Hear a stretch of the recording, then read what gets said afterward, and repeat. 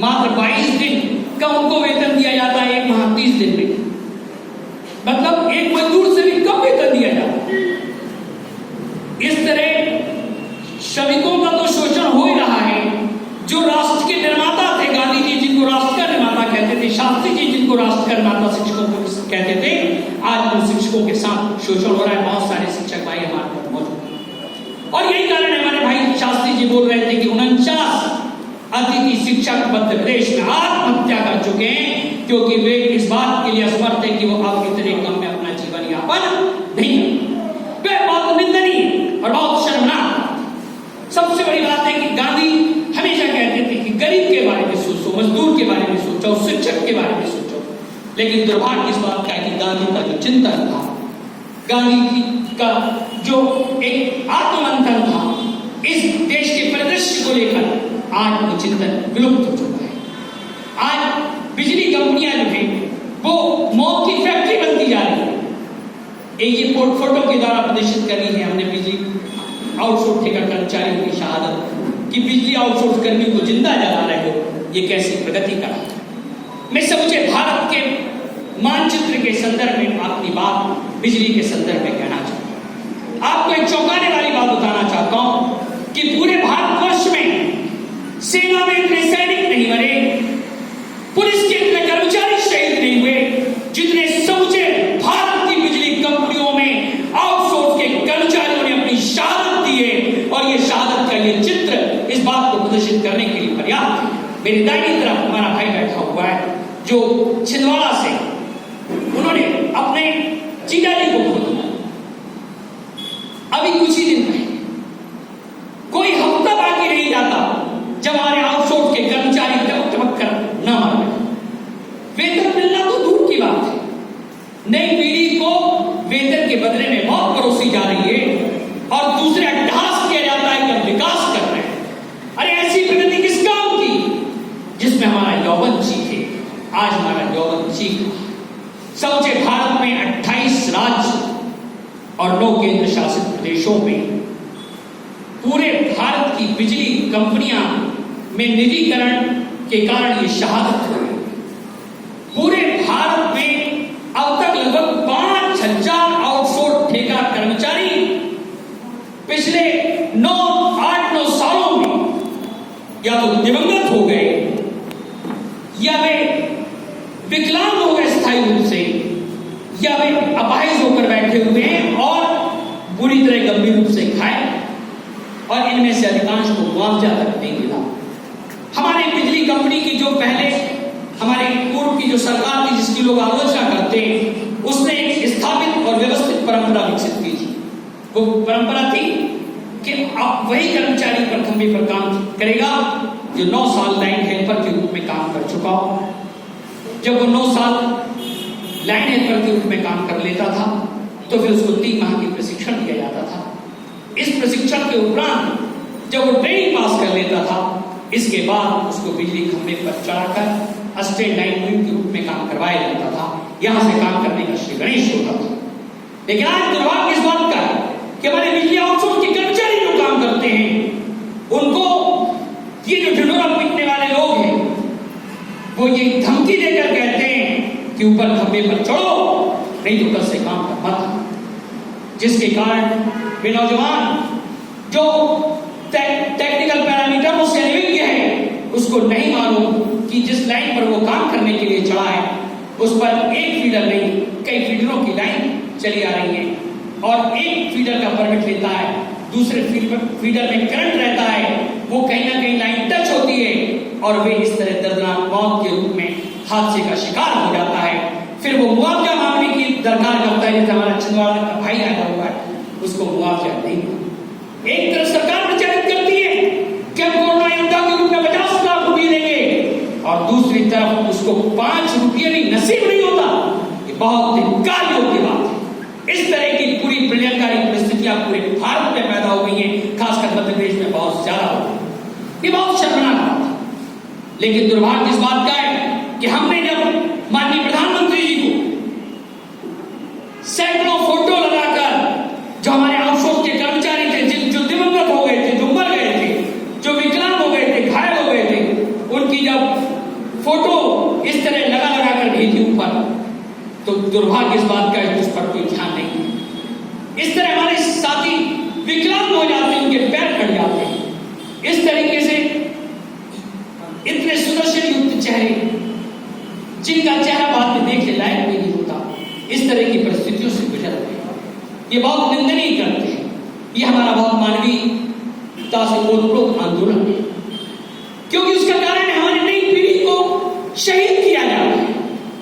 मित्रों, जवानी आग है, तूफान गिद्ध अल्प ही तो है, जवानी जोश है पर जोश का विकल्प भी तो है।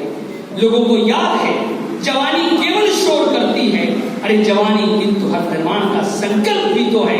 लेकिन इस संकल्प में जवानी को इस तरह शहीद किया जाए, ये हमको स्वीकार नहीं है।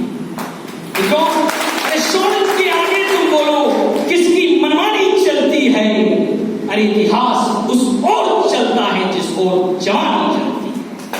अरे सूरज के आगे तुम बोलो किसकी मनमानी चलती है, इतिहास उस ओर चलता है जिस ओर जवानी चलती है। लेकिन जवानी को कूटने का षड्यंत्र किया जा रहा है। जवानी का आर्थिक शोषण हो रहा है, मानसिक शोषण हो रहा है, शारीरिक शोषण हो रहा है। लेकिन इसके बाद भी अट्टहास करके ये कहा जा रहा है कि हम प्रगति कर रहे हैं, जिसमें हमारा युवक चीख रहा। इस तरह हमारे जॉब्स में उनके साथ बहुत विकट स्थिति है। हमने सरकार से कोई बहुत बड़ी चीज नहीं मांगी। हमने सरकार से ये प्रस्ताव किया कि हम जानते हैं कि आपकी आर्थिक स्थिति बहुत दयनीय है, आप मानते हैं कि आप कुछ खर्च नहीं कर सकते, ठीक है। पूरे भारत भर में सेना से अधिक लोग मर गए, पुलिस से अधिक लोग मर गए, विकलांग हो गए, बिजली कंपनियां मौत की फैक्ट्रियां बन गई, कई माओ ने अपने लाल इस बिजली के पोलों पर न्यौछावर कर दिए। आप एक काम कीजिए, बिजली आउटसोर्स के कर्मचारियों को वर्तमान वेतन जो दिया जा रहा है उतने ही वेतन पर नियमित या संविदा कर लीजिए। इससे सरकार पर 1 रुपये का भी वित्तीय भार नहीं आएगा, बल्कि पूरे भारत में मोदी जी चाहें तो पूरे भारत की बिजली कंपनियों में हमारे जो आउटसोर्स के कर्मचारी कई वर्षों से काम कर रहे हैं, उनको शैक्षणिक योग्यता, तकनीकी योग्यता, उनके अनुभव के आधार पर नियमितीकरण या संविदा करने का रास्ता बिना खर्च के निकाला जा सकता है। बल्कि उससे सरकार के 6,000 करोड़ रुपए प्रति वर्ष बचेंगे। लेकिन सरकार 6,000 करोड़ रुपए नहीं बचाना चाहती, बल्कि सरकार ठेकेदारों की गोदी में बैठना चाहती है। बड़े दुर्भाग्य की बात। मैं आपको नीचे मध्य प्रदेश के संदर्भ में 1,300 करोड़ रुपए का ठेका जाता है। आप इसको मल्टीप्लाई कर लीजिए, 28 राज्यों का अलग अलग विवरण है, 9 केंद्र शासित प्रदेशों। इस तरह जो टोटल ठेका जाता है मध्य प्रदेश का 1,300 करोड़ रुपए, उसमें से 5% कमीशन देना पड़ता है ठेकेदार को नंबर 1 में 65 करोड़ रुपए। रेगुलर कर्मचारी जिसको 2.5 लाख, 2 लाख, 1.5 लाख तनख्वाह मिलती है, उस पर 1 रुपए का जीएसटी नहीं लगता। लेकिन जो आउटसोर्स का कर्मचारी है उस पर 18% जीएसटी ठोका होगा। ये देखिए सरकार की कितनी बड़ी उदारता है कि निर्ममता है। इस तरह 235 करोड़ रुपए जीएसटी में चला जाता है। 235 करोड़ जीएसटी में गया, 65 करोड़ रुपए जो है ठेकेदार के कमीशन में गया। सरकार का 300 करोड़ बच सकता है। मध्य प्रदेश के संदर्भ में 300 करोड़ बच सकता है। भारत के संदर्भ में जो ठेकेदारों को पूरे भारत भर में कमीशन मिल रहा है वो लगभग जो है 1700 करोड़ रुपए बच सकता है, और 4,300 करोड़ रुपए पूरे भारत भर की जीएसटी बच सकती है। सरकार आर्थिक संकट में 6,000 करोड़ रुपए पूरे भारत वर्ष के बचाए जा सकते हैं, और हमारे ऐसे साथियों को जो मरने से बचाया जा सकता है। लेकिन सरकार में उदारता नहीं, वो इस तरीके से है ना जो उनको किसी भी प्रकार से नियमित करने या संविदा करने का रास्ता नहीं निकालना चाहिए। हमने कहा कि मत बढ़ाओ दुनिया, इतने ही वेतन पर उनको नियमित या संविदा कर दो।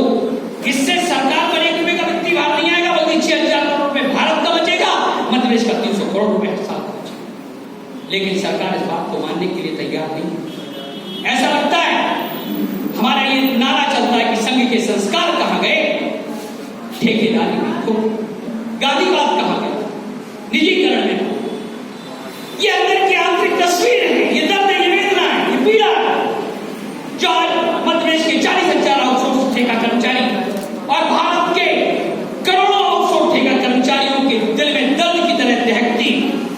लेकिन सरकार सुनने को तैयार नहीं है। ये बहुत बड़े दुर्भाग्य का विषय है। हमने इसके अंदर एक सरकार को ये कहा, बहुत महत्वपूर्ण बात कह रहे हैं, आज पूरे मध्य प्रदेश में बिना बिजली खरीदे 8,000 करोड़ रुपए संस्थाओं को चुका दिए। बिना बिजली खरीद मतलब बिजली खरीदी नहीं। जैसे आप किसी कपड़े की दुकान पे जाए, कपड़ा ले नहीं, पैसा चुका दे। सोने चांदी वाले की दुकान पे जाए, सोना चांदी ले नहीं और उसको पैसा चुका दे। इस तरह मध्य प्रदेश सरकार ने ऑन रिकॉर्ड 6,000 करोड़ रुपए, बल्कि इससे भी अधिक का आंकड़ा है, वो पिछले कुछ सालों में चुका दिया। बिजली, क्योंकि बिजली के पावर एग्रीमेंट थे, उन्होंने एग्रीमेंट किए हुए थे, बिना बिजली खरीदे कई सालों में चुका दिया। एक तरफ आप उदारतापूर्वक बिना बिजली खरीदे 6,000 करोड़ से अधिक उन संस्थाओं को चुका सकते हैं, जिसके बारे में फ्रंट पेज पे दैनिक अखबार प्रकाशित कर क्या आप उनको क्यों चुका रहे हैं।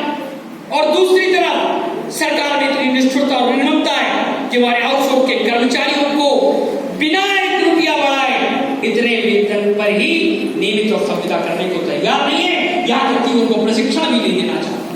मात्र 1 दिन का प्रशिक्षण दिया जाता, उसको जंपर मारना सिखाया जाता। हमने सरकार से आग्रह किया है कि आउटसोर्स की रिफॉर्म नीति बनाई जाए, लेकिन वो बनाने को तैयार नहीं है। हमारा सरकार से कहना है कि मत सता गरीब को, अरे गरीब रो देगा और उसके खुदा ने सुन लिया तो जड़ समेत खो देगा। इन्हीं शब्दों के साथ धन्यवाद। जय राम। 5 मिनट का समय लेके बहुत है ना जो है दिल को छूने वाली आउटसोर्स पर केंद्रित वो हमारे आपके समक्ष रखते हुए अपनी वाणी को नाम देना चाहूंगा कि बिजली कंपनियों के अनेकों दिए सो गए कब के, हवा से पूछ ले दहलीज पर ये जलता पाँव है। बिजली आउटसोर्स व्यतीत है जो ज्योति जलाता है बिजली कंपनियों में और देता है कुर्बानी। नहीं भूल सकते हम इसकी शौर्य कहानी, क्षमा की तरह है बिजली ठेका कर्मी की कहानी यारों, जो रोशनी देकर चुपचाप पिघल जाती है। ठेकेदारी प्रथा में तलाक को बिद्दत छेल छेल कर ठेका कर्मी की जवानी हुई दफन और ठेकेदार माल कमाकर हो रहा है पूर्ण मगन। जन जन में कणकण में हर दिल की धड़कन में धड़कती है ज्वाला। ठेका कर्मी बिजली कंपनी का काम सीधा सीधा करे पर ठेकेदार का बाईपास क्यों डाला। मित्रों, बिजली आउटसोर्स की हालत बताएंगे तो पत्थर के कलेजी भी कांप जाएंगे। बिजली कंपनी के ठेका कर्मी के सतत शोषण पर मौन रहना यह हमको स्वीकार नहीं। चमक आंसू की बड़ी और जख्म ठेका कर्मी के गहरे हो यह हमें स्वीकार नहीं। मेहनत कश ठेका कर्मी भूखा सोए ये हमें स्वीकार नहीं। ठेकेदार की दौलत दब के ये सबको स्वीकार नहीं। इस हरी भरी बगिया को किसी कीमत पर मत मुरझाने दो। विकास लाए तो विपदा में हमें इसको स्वीकार नहीं। जवानी का पियर हो दो मन ये हमको स्वीकार नहीं। बिजली कंपनी की बगिया उजड़े ये हमको स्वीकार नहीं। ठेका कर्मी करे प्रदेश को रोशन पर चिमनियों की रोशनी में उसका भविष्य धुंधला हो ये हमको स्वीकार नहीं। ठेकेदार में यौवन के फूल खुले पर हंसे नहीं ये हमको स्वीकार नहीं। ठेकेदारी में अमीरों की चांदी कटे और कभी में ठेके कर्मी की रातें कटे ये हमको स्वीकार नहीं। ये वक्त अपने पराये का नहीं है, अपनेपन का है। यहाँ तक कि मैं मित्रों आपको एक संकेतिक माध्यम से बताना चाहता हूँ हमारे नौजवानों की पीढ़ा को कि आउटसोर्स की तितलियां आती हैं मधुबन पर भरोसा करके। ये यौवन के खिले पंख इनके आनंद में मदद करो। रंग बिरंगी इन तितलियों को मत बार बार स्पर्श करो। मैं ये कहना चाहता हूँ कि आउटसोर्स की संरचना किसने की, इस पर कहना चाहूंगा कि ठेका कर्मी न जाने किसकी बनाई हुई तस्वीर है। काम का सारा बोझ उस पर है और उसकी स्वयं की प्रगति के पांव में मोटी मोटी जंजीरें हैं, पर उसके जुनून का नतीजा जरूर निकलेगा और इस स्याह समंदर से नूर निकलेगा। इन्हीं शब्दों के साथ उसकी वाणी को बुला देता हूं। धन्यवाद। बहुत बहुत धन्यवाद भार्गव जी। अपन को सरदार बदलना है, लश्कर भी तुम्हारा है, सरदार भी तुम्हारा है, तुम झूठ को सच लिख दो, अपमान भी तुम्हारा है। हमने